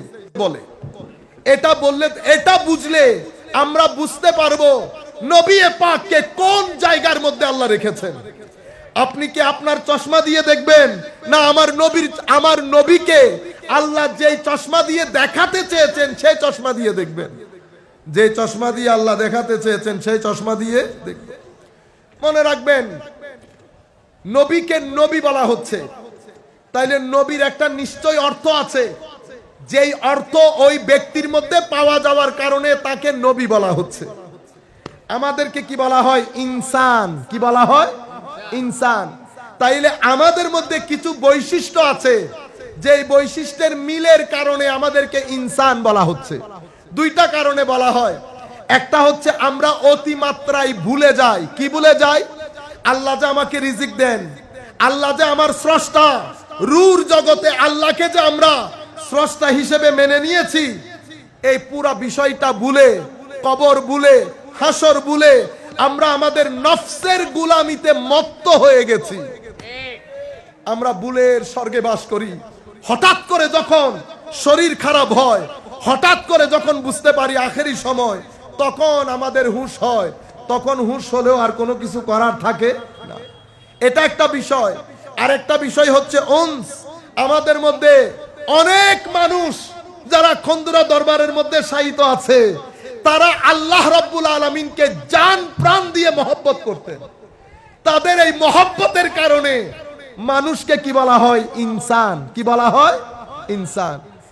কি আমাদের বেশিরভাগ লোক ভুলে যায়, ভুলের কারণে কিছু কিছু লোক আল্লাহকে উনস, অতি মাত্রায় মহব্বত করেন, সেই কারণে মানুষকে কি বলা হয়? ইনসান। ঈমানকে ঈমান কেন বলা হয়? কোন কারণ তো আছে। ঈমান আমন থেকে, আলিফ মিম নুন, আমন, নিরাপত্তা, স্থিরতা, শান্তি। আমন মানে কি? শান্তি, নিরাপত্তা, স্থিরতা। এখন কোন নিরাপত্তা, কোন স্থিরতার কারণে ঈমানকে ঈমান বলা হয় দেখতে হবে না? মনে রাখবেন, আমাদের জীবনের মধ্যে কিছু প্রশ্ন আছে, যেই প্রশ্নের উত্তর পৃথিবীর কোনো মানুষ আপনাকে দিতে পারে না। আমি কোত্থেকে এসেছি, কেন এসেছি, কোথায় যাব, যিনি পাঠিয়েছেন উনি কেন পাঠিয়েছেন, আমার ভিতরে কি এমন জিনিস আছে যেটা বের হয়ে গেলে আমি নাই হয়ে যাই, যেটা বের হয়ে যায় ওইটা দেখতে কেমন, ওইটা কোথায় থাকে? আমাকে যখন মাটির মধ্যে শয়নশায়িত করা হয়, আমি কি পচে গলে যাব? যদি পচে গলে যাই, জিয়ারত করতে কেন বলা হয়েছে? যিনি জিয়ারত করতে আসেন উনি সালাম কেন দেন যদি আমি পচে গলে যাই? আমি যেখান থেকে এসেছি সেখানে আবার যাব কিনা, আমার সাথে সেখানকার সম্পর্ক কি? অনেক প্রশ্ন না? ভালো কি মন্দ কি? মানুষের বোনকে বিয়ে করি, আমার বোনকে আমি বিয়ে করি। আমাদের এক ভাই লন্ডনের মধ্যে বোধ যৌক্তিকেরই, অনেক লজিক্যাল, বুদ্ধিমান, বুঝতে পেরেছেন? ধর্ম এটা সোনা জিনিস। কি জিনিস? সোনা জিনিস। আমরা সোনা জিনিসে কান দেই না। হ্যালো, মাশাআল্লাহ, বহুত বড় কথা না? আচ্ছা, আপনি বিয়ে করেছেন? বলে করেছি। তো যাকে বিয়ে করেছেন উনি আরেকজনের বোন? হ্যাঁ। তো আরেকজনের বোন রে বিয়ে করলেন, নিজের বোন রে বিয়ে করলেন না? যে জুলুম হয়ে গেল না? কেন করলেন না? কি কারণে করলেন না? কোনো উত্তর নাই। আপনি বলবেন হুজুর বিতর গ্রহণ করে না। এই বিতর যেটা দিয়েছেন, যিনি দিয়েছেন উনাকে আল্লাহ বলে, যেটা দিয়েছে ওটাকে ধর্ম বলে। আপনি বুঝতে পেরেছেন? যেটা আপনি বলছেন না দিলের আওয়াজ, কিসের আওয়াজ? অন্তরের আওয়াজ। এই অন্তরের আওয়াজকে ধর্ম বলে। যিনি দান করেছেন উনাকে আল্লাহ বলে। বুঝতে পেরেছেন? আপনি একবারে এত বড় স্মার্ট, না দেখলে বিশ্বাস করেন না। তো বাবারা যে বাবাকে যে বাবা বলছেন সেটাও কিন্তু শুনে বলছেন। কোন মায়ের ছেলে দেখে নাই ওনার বাবাকে দুনিয়াতে আসার পর মা পরিচয় করিয়ে দিয়েছে, সমাজ পরিচয় করিয়ে দিয়েছে, আত্মীয় স্বজন পরিচয় করিয়ে দিয়েছে, এটা আমার বাবা, সেই কারণে বাবা। বুঝতে পেরেছেন? কিছুদিন আগে নাম বলবো না, কিছুদিন আগে আমাদের এক বড় জ্ঞানী মানুষ, বহু বড় জ্ঞানী, না দেখলে বলে বিশ্বাস হয় না, না দেখলে বিশ্বাস হয় না, দেখে বিশ্বাস করতে হবে। তো আমি বললাম হুজুর না দেখে যদি বিশ্বাস না হয়, তো না দেখে তো সবাই বিশ্বাস করে, আপনিও করেন, যারা বিজ্ঞানী তারাও তো করেন। কি বলেন বিজ্ঞান না দেখে বিশ্বাস করে? এ কথা আপনাকে কে বললো? আল্লাহ এখন আপনি বলবেন, নিজে নিজে বলবেন। কেমনে? আল্লাহ ভিটামিন কোনদিন দেখছেন স্যার? আপনারা কেউ দেখছেন ভিটামিন? তা আপনি বলছেন আপনি না দেখে বিশ্বাস করেন না, তো এখন তো বিশ্বাস করলেন। মধ্যাকর্ষণ শক্তি বলে না, মধ্যাকর্ষণ শক্তি, ল অফ গ্রেভিটেশন, যিনি আবিষ্কার করেছেন নিউটন সাহেব, উনি জিন্দেগিতে দেখেছেন এটা কেমন দেখতে? পৃথিবীতে যারা মধ্যাকর্ষণ শক্তির কথা বলে তারা কখনো দেখেছে এটা দেখতে কেমন? ক্যালোরি বলেন, ভিটামিন বলেন, প্রোটিন বলেন, হুজুর শাক খাইয়েন বেশি বেশি, শাকের মধ্যে ভিটামিন প্রোটিন আছে। তো ভিটামিন প্রোটিন আপনি কোনোদিন দেখছেন? দেখতে হয় না। তো আপনার ভিতরে যে শক্তি এসেছে এটাই প্রমাণ করে। তো শক্তির কারণে ভিটামিন যেমন বিশ্বাস করেছেন, রাত দিন এবং পুরো বিশ্ব ব্রহ্মাণ্ড দেখেও আমি আল্লাহর উপর বিশ্বাস করেছি। আপনি বুঝতে?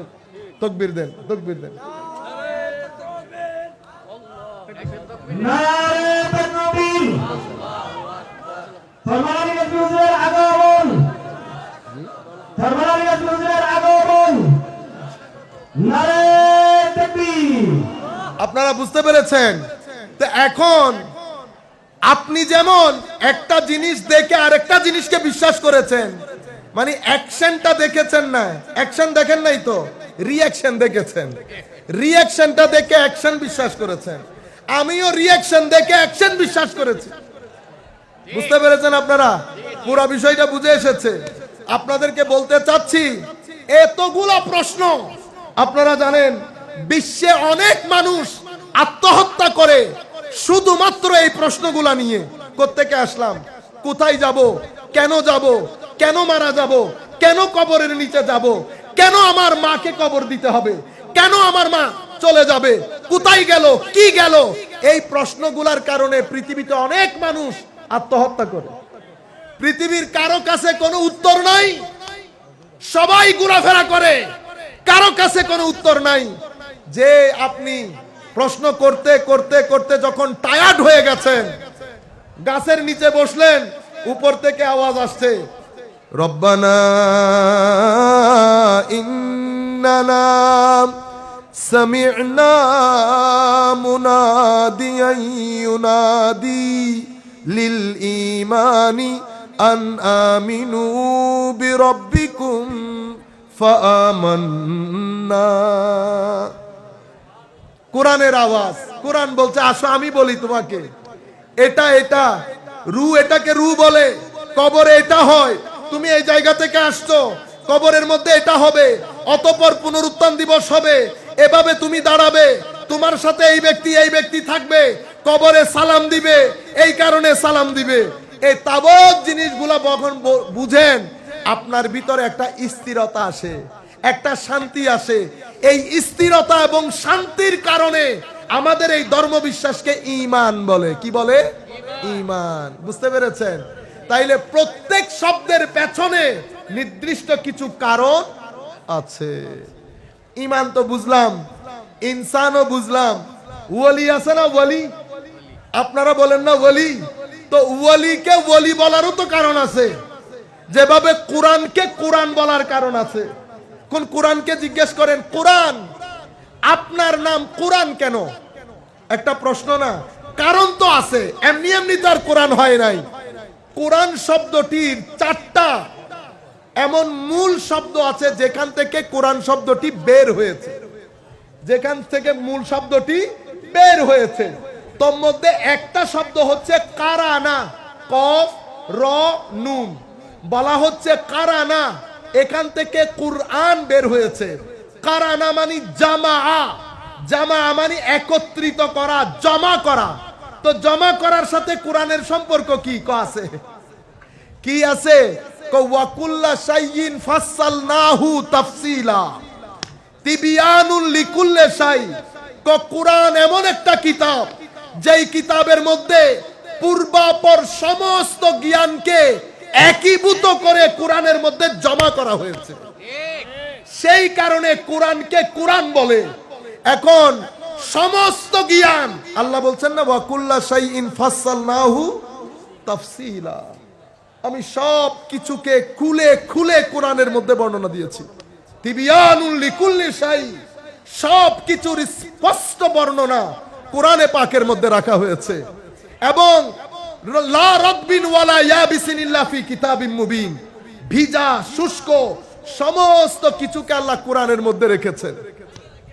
তাইলে সব কিছু কোরআনে জমা করা হয়েছে, সেই কারণে কোরআনকে কি বলা হয়? কোরআন। এখন সেই কোরআনকে আমার আল্লাহ আমার নবীকে শিখিয়েছেন। সেই কোরআন আমার আল্লাহ আমার নবীকে শিখিয়েছেন। তো কোরআন সব কিছু কোরআনের মধ্যে একীভূত করেছে। তো শিখিয়েছেন আল্লাহ, উনিও খালেকে কুল, আমার নবীকে শিখিয়েছেন। তো তবুও আমার নবীর জ্ঞান নিয়ে টানাটানি করবেন, জানে না অমুক, এগুলা বলবেন? এগুলা আহলে সুন্নাহ ওয়াল জামাতের আকীদা না। আমার ভাইয়েরা, যুব সমাজের মধ্যে এমন ভাবে বক্তব্য রাখবেন যেন কেন আমাদের ওই বুখারী মুসলিম শরীফের রিওয়ায়াত চোখে পড়ে না। আমার ভাইয়েরা, সবাই তো শাইখুল হাদিস, আমরা তো ছোটখাটো লোক। আমরা আপনাদেরকে বলে দেই, আপনার সাথে আমাদের কোনো দ্বিমত নাই। একটা জায়গার মধ্যে শুধু বুখারী মুসলিম থেকে আমার নবীর চুল মুবারক সাহাবায়ে কেরাম নিয়ে নিতেন, নখ মুবারক নিয়ে সংগ্রহ করতেন, থুতু মুবারক নিয়ে মুখে আর বুকে লাগাতেন, গাম মুবারক আতর হিসেবে ব্যবহার করতেন। এই হাদিসগুলো যেখানে যেখানে এসেছে সেগুলা বলে মানুষকে বলেন, আমি কথা দিচ্ছি আমি গিয়ে আপনাকে সম্মান প্রদর্শন করব, আমার সাথে আপনার মারামারি কাটাকাটি নাই। এই জায়গার মধ্যে আপনি স্কিপ করে যান। যে হাদিসের মধ্যে শানের সালতের বর্ণনা এসেছে সেগুলো আপনারা স্কিপ করে যান। যে হাদিসের মধ্যে আমার নবীর গাম মুবারকের কথা এসেছে, নবী পাকের হাত মুবারকের বরকতের কথা এসেছে, আমার নবীর শরীর মুবারকের সুগন্ধির কথা এসেছে, আমরা স্কিপ করে যাই। উম্মতে মুসলিমাকে, নতুন প্রজন্মকে ওই মেসেজ দেওয়া থেকে নিজেদেরকে দূরে রাখি, মানুষকে বঞ্চিত করি। আপনারা বুঝতে পেরেছেন? তাহলে কোরআনকে কেন কোরআন বলা হয় বুঝলেন, ঈমানকে ঈমান কেন বলা হয় বুঝলেন, ইনসানকে ইনসান কেন বলা হয় বুঝলেন। এখন আসেন ওলিকে ওলি কেন বলা হয়? কারণ আছে না? আল্লাহ কোরআনে পাকের মধ্যে বলছে আল্লাহু ওয়ালিয়ুল্লাযীনা আমানু ইউখরিজুহুম মিনাজ যুলুমাতি ইলান নূর। আল্লাহ মুমিনদের ওয়ালি, আল্লাহ মুমিনদের ওয়ালি। ওয়ালি শব্দটির অনেক অর্থ আছে, তোর মধ্যে 4টা অর্থ গুরুত্বপূর্ণ। একটা হচ্ছে ওয়ালি শব্দটি বেলায়ত থেকে, অর্থ হচ্ছে নুসরত সহযোগিতা, কাফালত তত্ত্বাবধান। যার সৌদি আরবের মধ্যে আপনারা গেলে যিনি আপনার মালিক থাকেন ওনাকে কি বলেন? কাফিল। কি বলেন? কাফিল। কাফালত করে, আপনার সব কিছু ওনার উপর নির্ভর করে, ইচ্ছে করলে রাখবে, ইচ্ছে করলে বিসমিল্লাহ করে পাঠাই দেবে, ঠিক না? তো ওয়ালি শব্দটি বেলায়ত থেকে। এটার একটা অর্থ হচ্ছে নুসরত সহযোগিতা, আর একটা অর্থ হচ্ছে কাফালত তত্ত্বাবধান, দেখভাল দেখাশোনা করা, আর একটা অর্থ হচ্ছে মহাব্বত। কি জিনিস? মহাব্বত, প্রেম ভালোবাসা। আর একটা অর্থ হচ্ছে কুরবত নৈকট্য। এখন এই 4টা অর্থের সাথে ওয়ালির সম্পর্ক কি, যেই কারণে ওয়ালিকে ওয়ালি বলা হয়। আমি এই 4টা অর্থের মধ্যে গেলে অনেক সময় লেগে যাবে, আমি শুধু কুরবতটা নেই। কিটা? কুরবত। আল্লাহ মুমিনদের ওয়ালি। কেন? আল্লাহ মুমিনদের কাছে, নিকটে। কতটুকুন নিকটে? 6 রগেরও নিকটে। আমার নবীর ব্যাপারে বলা হয়েছে আন-নবিয়্যু আউলা বিল মুমিনিন মিন আনফুসিহিম। যদি মুমিন হন তো আমার নবী আপনার জীবনের চেয়েও কাছে। আপনি বললেন নবী কই, নবী কই, নবী আছে না নাই, স্টেজে আসতে পারে কি পারে না, কেন ভাই? আমার আল্লাহ বলছেন আন-নবিয়্যু আউলা বিল মুমিনিনা মিন আনফুসিহিম। নবী মুমিনের জানেরও কাছে, আল্লাহ 6 রগের কাছে। কুরবানের মধ্যে যখন গরু জবাই করেন, 6 রগ কাটা যাওয়ার পরেও গরু দরপর করে, ঠিক না? কিছুক্ষণ থাকে, কিছুক্ষণ। কোনদিন শুনেছেন জীবন চলে যাওয়ার পরেও দরপর করতে? মনে রাখবেন, নবী বের হয়ে যাওয়া মানে ঈমান বের হয়ে যাওয়া। কারণ নবী মুমিনের জান বের হয়ে গেলে যেমন মানুষ মৃত হয়ে যায়, নবী বের হয়ে গেল ঈমান, আর ঈমান থাকে। এখানেও ব্যবহার হয়েছে আউলা, সব ওয়ালির মধ্যে নিকটে। আমার নবীকে খেয়াল করে কোরআনের আয়াত, ওয়া ইজা সাআলাকা ইবাদি আন্নি ফাইন্নি করিব। হাবিব, তারা যদি জিজ্ঞেস করে আমার ব্যাপারে, তো বইলেন আমি অনেক নিকটে, আমি অনেক নিকটে। সেই নৈকট্যের কারণে আল্লাহ বলছে আমি মুমিনের ওয়ালি। আমার ভাই বলছে, হায় হায়, ইন্ডিয়া থেকে পড়ে গেছেন, দেওবন্দ মাদ্রাসা আছে না, দেওবন্দ অনেক বড় মাদ্রাসা, দেওবন্দের একজন আমার বন্ধু। ওই দিন প্রথম সাক্ষাৎ হয়েছে, আমার এখনো মনে আছে। আমরা দাতা গঞ্জে বখশ আলী হুজবেরি, কাশফুল মাহজুবের যিনি লেখক, ইমাম কুশাইরির যিনি ছাত্র, প্রথম যুগের আল্লাহর ওলি দাতা গঞ্জে বখশ আলী হুজবেরি। অনেক মানুষ ওনাকে লাহোরি বলেন, এটা আমার লাহোরের ভাইদের কথা। ওই লাহোরি বলে লাহোরটাকে তুলে ধরার জন্য। ওনার নাম দাতা গঞ্জে বখশ আলী হুজবেরি। তো উনি দাতা গঞ্জে বখশ আলী হুজবেরির উর্স হচ্ছে। সেই উর্সের মধ্যে কথা বলতে বলতে এই ওলির কথা এসছে, এখন হঠাৎ করে মনে পড়লো।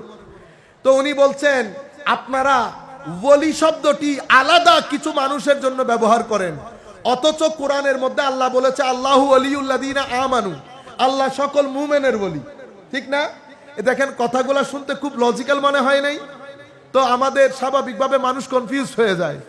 তখন আমি ওনাকে বললাম আল্লাহ নফস থেকে বাঁচিয়ে রাখুক। আবার আপনারা এটা মনে করবেন না যে আমি নিজেকে বড় করার জন্য করছি, লা হাওলা ওয়ালা কুওয়াতা ইল্লা। আমার ওই ভাই অনেক বড় আলেম, অনেক বড় আলেম। ওনার কাছ থেকে আমি অনেক কিছু শিখছি। ওই দিন যে জিনিসটা কথা হয়েছে সেটা তুলে ধরছে আর কি। তো আমি ওনাকে বললাম ভাইজান আল্লাহ যে মুমিনের বলি, এটা নিয়ে কারো কোনো দ্বিমত নাই। আল্লাহ সকল মুমিনের নিকটে, 6 রগেরও কাছে। সেই কারণে আল্লাহ সকল মুমিনের বলি, সেটা নিয়ে কোনো দ্বিমত নাই। দ্বিমত হচ্ছে সকল মুমিন আল্লাহর ওয়ালি কিনা। আপনারা বুঝতে পেরেছেন? মানে আল্লাহ সকল মুমিনের ওয়ালি, কারণ আল্লাহ সকলের নিকটে।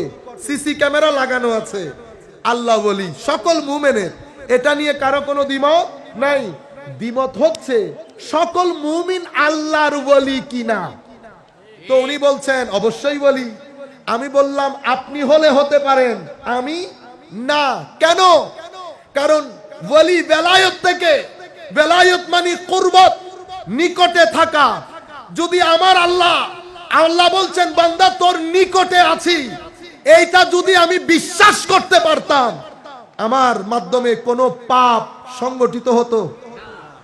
আমার মা, এই যে আমার ভাইয়েরা এখানে স্টেজে আছে, দেখতেছেন না আমাকে কিরকম বুজুর্গ বুজুর্গ লাগতেছে না? মনে হয় যেন জান্নাত থেকে আসছি, 2 মিনিট পর আবার জান্নাতে চলে যাব, ঠিক না? বুঝতে পেরেছেন কি? মানুষ বাইরে ফিটফাট, বাইরে বাইরে সবাই মুত্তাকি পরহেজগার। হায় হায় হায়। তো ওলি কাকে বলে? তো ওলি সেই ব্যক্তি যিনি লোকের বাইরে থাকলে তাদের তাকওয়া যেখানে থাকে, অন্দরমহলে গেলে তাকওয়ার মধ্যে জোয়ার বয়ে যায়। তাকওয়ার মধ্যে, ইয়াকিনের মধ্যে, খৌফের মধ্যে, খাশিয়াতের মধ্যে, মুহাব্বতের মধ্যে, কুরবতের মধ্যে তারা যখন একাকিত্বে থাকে ফানা হয়ে যায়। তারা একাকিত্বে থাকলে ঈমান আরো বেড়ে যায়, তাকওয়া আরো বেড়ে যায়, মুহাব্বত বেড়ে যায়, কুরবত বেড়ে যায়। সেই কারণে তারা বলি নফসের পূজারী। আমরা মানুষের সামনে তাকওয়া দেখাই, ঘরের ভিতরে আর তাকওয়া থাকে। আপনারা এই সিম্পল পার্থক্যটা বুঝতে পেরেছেন? ওলি কাকে বলে? যার ভিতর এবং বাহির এক হয়ে যায়, যার একাকিত্ব এবং মানুষ নিয়ে থাকা এক হয়ে যায়, জালুয়াত এবং খালুয়াত এক ধরনের হয়ে যায়, তাকে আল্লাহর ওলি বলে। এখন আমি বলছি দেখেন, আল্লাহ নিকটে আছে, আল্লাহ আমার সাই রোগেরও কাছে। হেন কোনো কাজ আছে আমরা করছি না, অশ্লীলতা করছি, হায় হায়, গালি দিচ্ছি, মানুষ ঠকাচ্ছি, জুলুম করছি, বোনের সম্পদ দিচ্ছি না, ভাইয়ের সম্পদ দিচ্ছি না, রাত দিন নেফাকতের মধ্যে, মুনাফিকির মধ্যে, মানুষ ঠকানোর মধ্যে আছি না? যদি আল্লাহ নিকটে আছে, আমার মা যদি আমার রুমে আমার সাথে থাকে, আপনি যদি মোবাইল ব্যবহার করেন, আপনি অনেক সাবধানতা অবলম্বন করবেন না? কেন? এটা হচ্ছে নৈকট্যের ফল। আপনি যখন কেউ আপনার পরিচিত সিনিয়র মানুষ যখন নিকটে থাকে, মানুষের জিন্দেগির মধ্যে ডিসিপ্লিন চলে আসে, মানুষের জিন্দেগির মধ্যে ব্যালেন্স চলে আসে। কেন? আমার বাবা আমার সাথে, মা আমার সাথে, ভাই আমার সাথে। ও ভাই, এখানে মা ভাই বোন না, মালিকুল মুলক রব্বুল আলামিন আর রহমান আর রহিম রাজ্জাক কাহার জব্বার আমার সাথে আছে, কিন্তু হেন কোনো কাজ নাই। সবচেয়ে বড় ব্যাপার, সপ্তাহের পর সপ্তাহ চলে যায়, তিলাওয়াতে কোরআন করি না। আমি সারা দিন মোবাইল নিয়ে বসে থাকি, ফজরের আজান পড়ার পরে এশও পড়লাম না, ফজরও পড়লাম না। এরকম বেগাইরত হয়ে গেছি আমরা, এরকম বেরু হয়ে গেছি আমরা, এরকম বেজান হয়ে গেছি আমরা। আমাদের ঈমান আমাদের ভিতরে এভাবে উজাড় হয়ে গেছে, আমাদের ভিতর থেকে খৌফ, খশিয়ত, মুহাব্বত, তিলাওয়াত সবকিছু গিয়ে আমাদেরকে জড় পদার্থের মতো করে গেছে। অথচ আমার আল্লাহ আমার নিকটে, অথচ আমার আল্লাহ অর্ধরাত্রিতে আমাদেরকে ডাক দিয়ে বলে, বান্দা তোমার কোনো কিছু দরকার আছে? কোনো দরকার? আপনি চিন্তা করতে পারবেন, আমার আল্লাহ বলছে তোমার কোনো দরকার আছে? পৃথিবীর কোন মানুষ বলবে দরকার আছে? আমার আল্লাহ আপনাকে বলছেন, বান্দা প্রয়োজন থাকলে আমাকে বল, আমি কথা দিচ্ছি আমি তোর প্রয়োজন দূর করে দেব। কি প্রয়োজন আমাকে বল, মানুষের দ্বারে দ্বারে কেন যাবি? আমি তোকে মহব্বত করি, আমার খাজানা ভরপুর, আমার কাছে চা, আমি কথা দিচ্ছি হাত্তা আসুদ্দা ফাকরা, আমি তোর ফকর, তোর গরিবি, তোর প্রয়োজন দূর করব, আমি তোকে সঙ্গ দেব, কারণ আমি তোকে বড় মহব্বত করে বানিয়েছি। এমন মাওলার আমাদের নিকটে আছে, কিন্তু আমাদের কোনো এহসাস, কোনো অনুভূতি নাই। কেন? কারণ আমার আল্লাহই বলছেন কোরআনে পাকের মধ্যে, নফসের ওয়াসওয়াসা আমাদের এবং আল্লাহর মাঝখানে একটা দেওয়াল দাঁড় করিয়ে দিয়েছে, একটা পর্দা দাঁড় করিয়ে দিয়েছে, হিজাব দাঁড় করিয়ে দিয়েছে। এটা কোত্থেকে আসে? এটা যুয়্যিনা লিন-নাস হুব্বুশ শাহাওয়াতি মিনান নিসা ওয়াল বানিন ওয়াল কানাতিরিল মুকান্তারা। আমাদের যারা অপোজিট, নারী, নারীর প্রতি লোভ, লালসা, সন্তানের লোভ, লালসা, সম্পদের লোভ, লালসা, চেয়ারে বসার লোভ, লালসা, টাকা পয়সা, আস্তে আস্তে আস্তে আস্তে এমন হয়েছে ধর্মটাও বিক্রি করে দিচ্ছি টাকার কারণে, ধর্ম বিক্রি করে দিচ্ছি টাকার কারণে। এ তাবৎ লোভ লালসা একাকার হয়ে মাওলায়ে করিমের ওই যে করিব, ওইটা আর আমার মাঝখানে একটা দেওয়াল দাঁড় করিয়ে দিয়েছে। আল্লাহর ওলি কাকে বলে?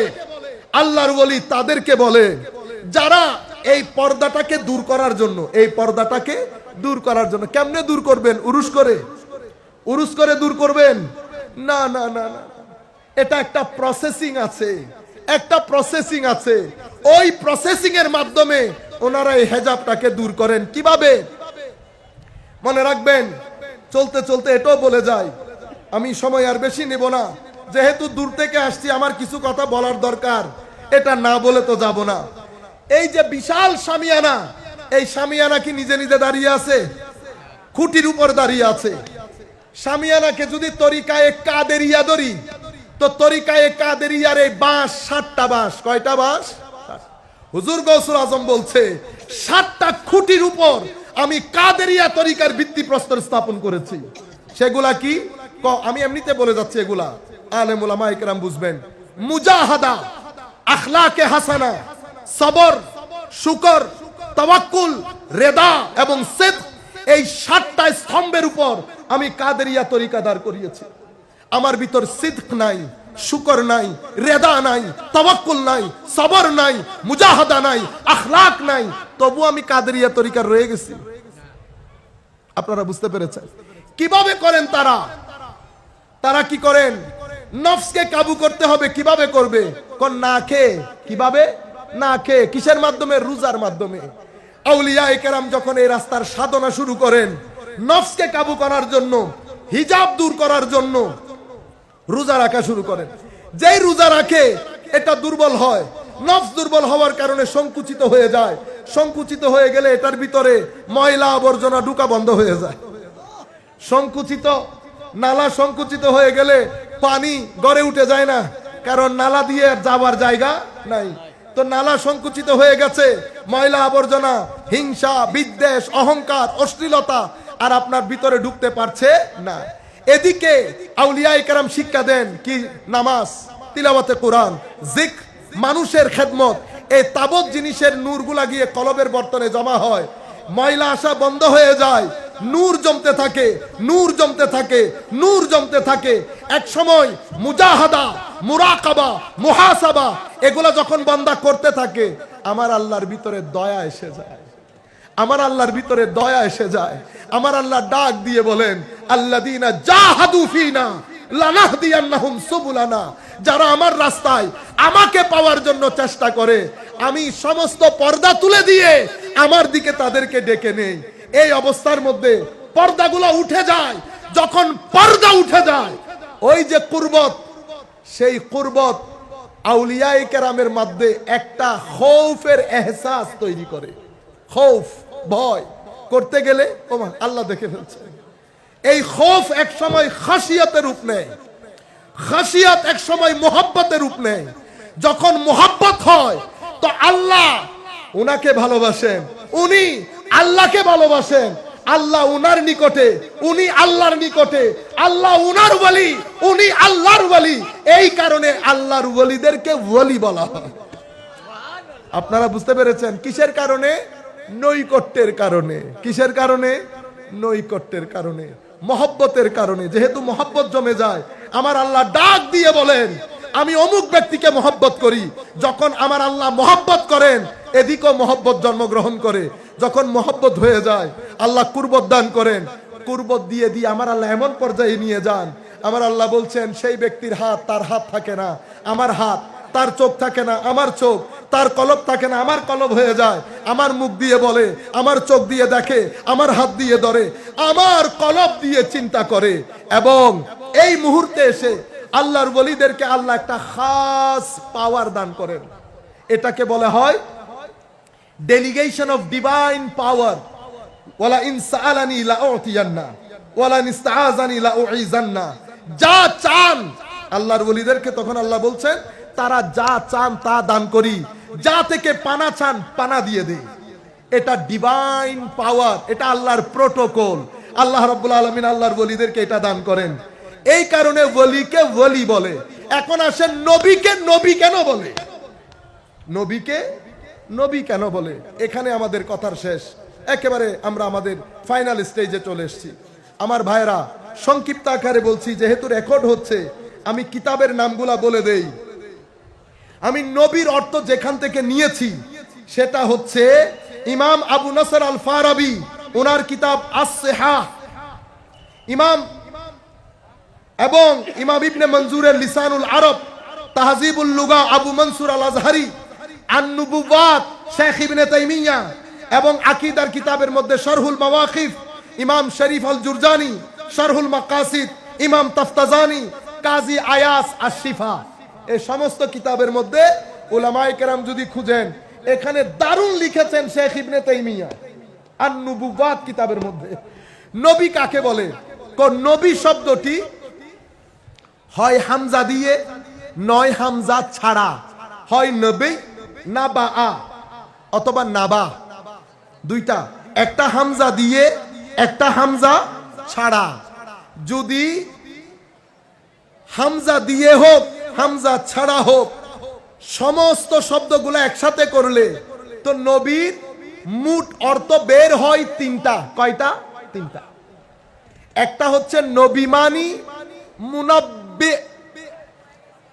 মুনাব্বিকে যিনি গায়েবের সংবাদ দান করেন, যিনি গায়েবের সংবাদ দান করেন। সেই কারণে এদিকে ইঙ্গিত করে আমার আল্লাহ কি বলেছেন?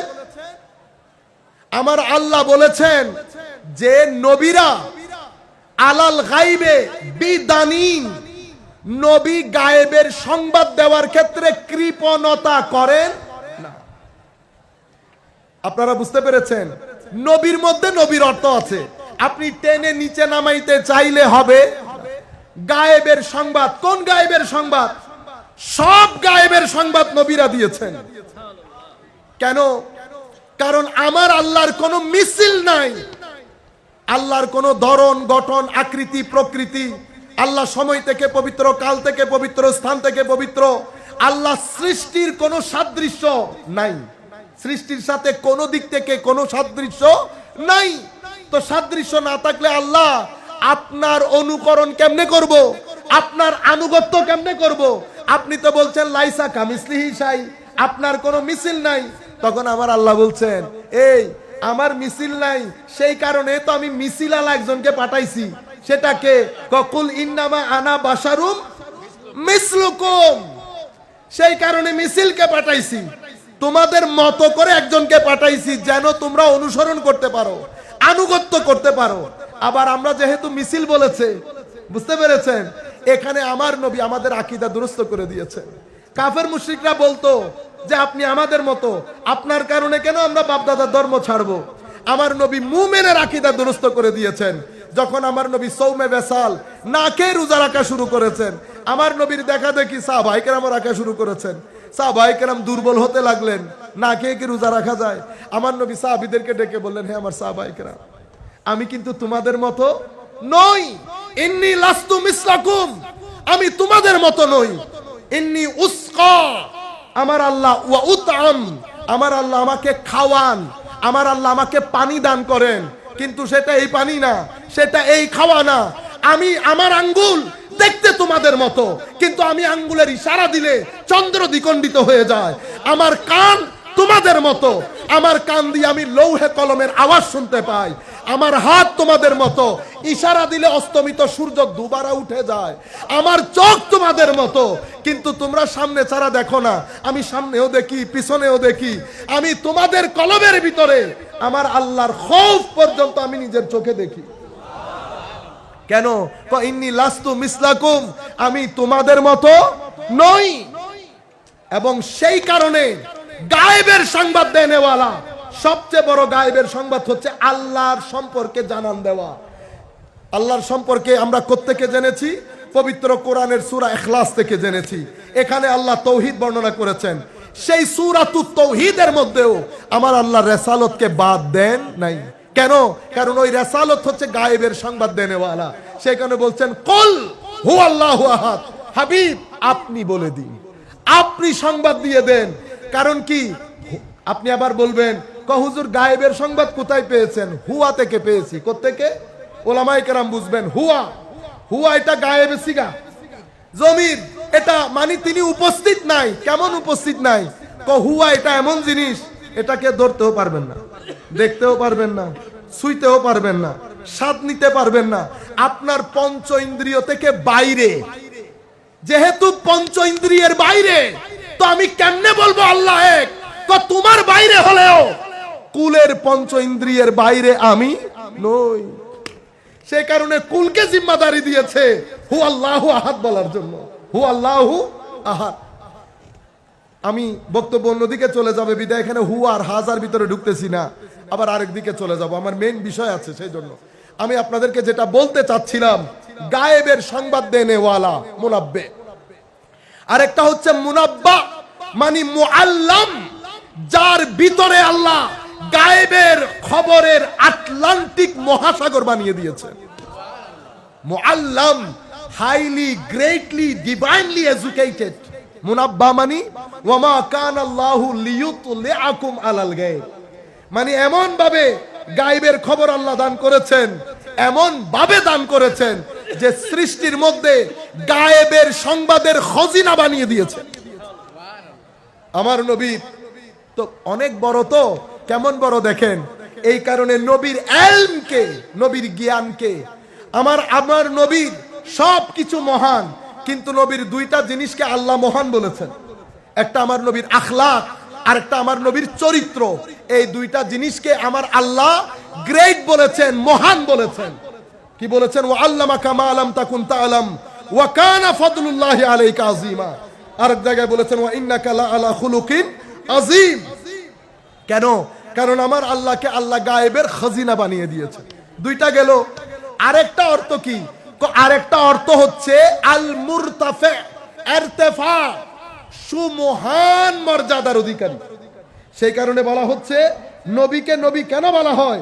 কারণ ইন্নাহু শুররিফা আলা সাইরিল খালক, আল্লাহ যা কিছু বানিয়েছেন সব কিছুর ঊর্ধ্বে সুমহান স্থান দান করেছেন নবীকে। সেই কারণে নবীকে নবী বলা হয়। আপনারা বুঝতে পেরেছেন? এখন আমরা এই দুইটা হাদিস বলে আমাদের বক্তব্য শেষের দিকে চলে যাব। আমার ভাইয়েরা, এই যে নবীর সুমহান মর্যাদা, এমন মর্যাদা দান করেছেন, শুধু মানুষ না, নবীর যে মারেফত, আমার নবীকে চিনার যে একটা অনুভূতি, এহসাস, সেটা আমার আল্লাহ শুধুমাত্র মানুষকে দিয়েছে তা না। পদার্থ, জীব পদার্থ আছে না, জীব এবং জড়, জীব এবং জড়। পাহাড় এটা জীব না জড়? হ্যাঁ, জড় পদার্থ না পাহাড়? আমার এখন দেখেন জড় পদার্থ, আমি যে বলেছি সমস্ত সৃষ্টির উপরে স্থান দিয়েছেন, এটা আল্লাহ জড় পদার্থের ভিতরেও আমার নবীকে চিনার এহসাস দান করেছেন আল্লাহ। এটা সহিহ হাদিস না? আমার নবী আবু বকর, ওমর, ওসমান ওনাদেরকে নিয়ে পাহাড়ে গেলেন। রেওয়ায়ত দুই ধরনের আছে। এক রেওয়ায়তের মধ্যে ওহুদের কথা আছে, আরেক রেওয়ায়তের মধ্যে জবলে হেরার কথা আছে। মক্কায়ে মুআজ্জামার মধ্যে, জবলে হেরার মধ্যে আরো সব সাহাবী মিলে 7 থেকে 8 জন সাহাবী ছিলেন। বদর ওহুদের মধ্যে 3 জন সাহাবায়ে কেরামের নাম আবু বকর, ওমর এবং উসমান। ওমর এবং উসমান। আমার যদি মনে পড়ে না পড়ে, হযরত আলী রাদিয়াল্লাহু তাআলা আনহু সোফার ছিলেন। এই মুহূর্তে হাদিস দেখে বলতে গেলে অনেক সময় চলে যাবে। বেটা এটা হাদিসের কিতাবে নিচে রাখিয়েন, এটা একটু হাতে ধরুন। আমার নবী সাল্লাল্লাহু আলাইহি ওয়াসাল্লাম উঠলেন পাহাড়ের উপর। পাহাড়ের মধ্যে জজবা সৃষ্টি হলো, পাহাড় হেলতে লাগলো। এখানে ভূমিকম্প হয় না? ভূমিকম্প হয়, পাহাড় এরকম হেলতে লাগলো। আমার নবী এখানে এটা মুজিজা বলতে পারবেন না। এখানে কোনো কাফের ছিল না যে ধর্মের দিকে ডাকার জন্য একটা মুজিজা দেখিয়েছে। এটা আমার নবীর ন্যাচারাল পাওয়ার, যেটা বাই নেচার আমার আল্লাহ আমার নবীকে দান করেছেন। আমার নবী ফাদারাবা বিরিজলিহি, পাহাড়কে আমার নবী পা দিয়ে আঘাত করে বললেন উসকুন ইয়া হেরা, হে জবলে হেরা, একদম স্থির হয়ে যাও। কোনো নাড়াচাড়া করবে না। তোমার উপর একজন নবী দাঁড়ানো, তোমার উপর একজন সিদ্দিক দাঁড়ানো, আর সকল শহীদ দাঁড়ানো। ও ভাই, পাহাড় নাড়াচাড়া করেছে? করে নাই, পাহাড় স্থির হয়ে গেছে। কথা বলছেন নবী, আপনি বলেছেন পাহাড় জড় পদার্থ। তো জড় পদার্থের মধ্যে এই এহসাস করতে কে আসলো যে যিনি কথা বলছেন উনি নবী? আপনি হঠাৎ করে বলবেন মুজিজা। আমিও জানি মুজিজা, কিন্তু এখানে তো কোনো কাফের ছিল না, কোনো মুশরিক ছিল না। সাহাবায়ে কেরাম নিয়ে আমার নবী পাহাড়ের উপর। আমার নবীর বাই নেচার নবী হিসেবে আমার নবীকে আল্লাহ যে তাসাররুফাত এবং এখতিয়ার দান করেছেন, সেই এখতিয়ারের আলোকে আমার নবী পাহাড়ের মধ্যে পা মেরে বলছেন, হেরা সাবধান হয়ে যাও, উস্কুন স্থির হয়ে যাও, খবরদার তোমার উপর একজন নবী, একজন সিদ্দিক এবং অনেক শহীদ রয়েছে।